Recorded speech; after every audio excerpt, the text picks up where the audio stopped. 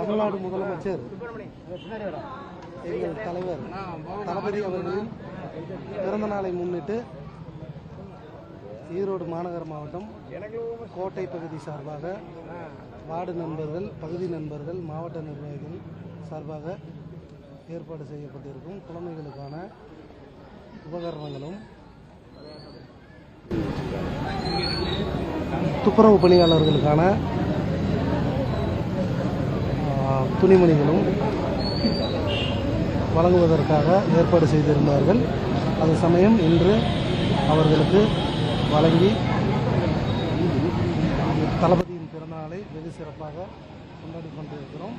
ஈரோடு மாநகர மாவட்டத்தில் உள்ள எல்லா பகுதிகளிலும் நலத்திட்ட உதவிகள் வழங்க உள்ளோம் என்பதை இந்த நேரத்தில் தெரிவித்துக் கொள்கிறேன். சட்டமன்றத்தில் துறை சார்ந்த கேள்விகளுக்கு அமைச்சர்கள் பதில் அளிக்கிறது இல்லை, முதலமைச்சரும் பதில் அளிக்கிறது இல்லைன்னு எதிர்கட்சிகள் குற்றம் சாட்டியிருக்காங்க.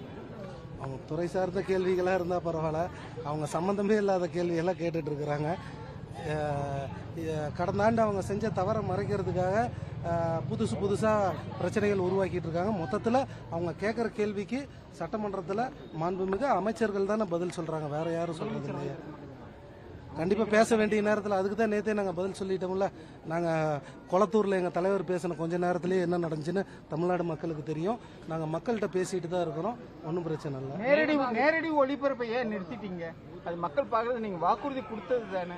ஆனால் நேரடி ஒளிபரப்பு நடந்துட்டு தான் இருந்துச்சு. இல்ல இடையில அது டெக்னிக்கல் ஃபால்ட்டாக இருக்கும். என்ன திடீர்னு எப்படி முதலமைச்சர் பேசி சாரி நீங்க அந்த தீர்மானம் கொண்டு வந்த பின்னால் நிறுத்திட்டீங்க? அதான் டெக்னிக்கல் ஃபால்ட்டாக இருக்கும்னா அதெல்லாம் டெக்னிக்கல் ஃபால்ட்டெல்லாம் சொல்ல முடியாதுல்ல எந்த நேரத்தில் என்ன. மேகதாது தீர்மானத்தை சரி செய்ய முடியாது. கடந்த ஆட்சியில் நடக்கும்போது இதே கேட்கவே இல்லையே. அது நடந்துட்டு தான் இருந்துச்சு, நிகழ்ச்சி ஒளிபரப்பாயிட்டு தான் இருந்துச்சு. ஏதோ சின்ன இடையூறு, அது சரி செய்யும். மேகதாது தீர்மானத்தை ஒத்துக்கொள்ள முடியாதுன்னு எடப்பாடியார் சொல்லியிருக்காரு. திருத்தம் கொண்டு வந்ததுனால ஏதோ யாரை திருப்திப்படுத்த அந்த திருத்தம் கொண்டு வந்திருக்குன்னு கேள்வி கேட்டிருக்காரு. இல்ல புரியல. மேகதாது தீர்மானம் முதலமைச்சர் கொண்டு வந்தாரு, எதிர்கட்சி தலைவர் திருத்தம் கொண்டு வந்தாரு, 4வது பேரால ஆட் பண்ணான்னு முதலமைச்சர் சொல்லிட்டாரு. அந்த திருத்தத்தை ஏற்றுக்கொள்ள முடியாது, அரசு தீர்மானம் அல்ல எடப்பாடியார் சொல்லியிருக்காரு. அத வந்து அவர் அரசியலுக்காக பேசுறாரு. ஒட்டுமொத்தமா எல்லா சட்டமன்ற உறுப்பினர்களோட ஒரே இது மேகதாது அணையை கட்டக்கூடாதுங்கிற முடிவுல தான் எல்லாருமே இருக்கிறோம். அது அவங்களுடைய கட்சி அரசியலுக்காக அவங்க பேசுறாங்க. அதெல்லாம் ஆனா இதெல்லாம் வந்து மாண்புமிகு முதல்வர் பதில் சொல்லுவாரு.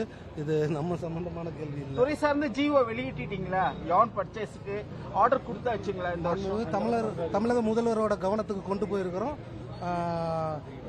இந்த மாதம் இறுதிக்குள்ளார ஜிஓ பாஸ் பண்ணிடுவோம். பல இடங்களில் தாவாக்கினர் சார், பல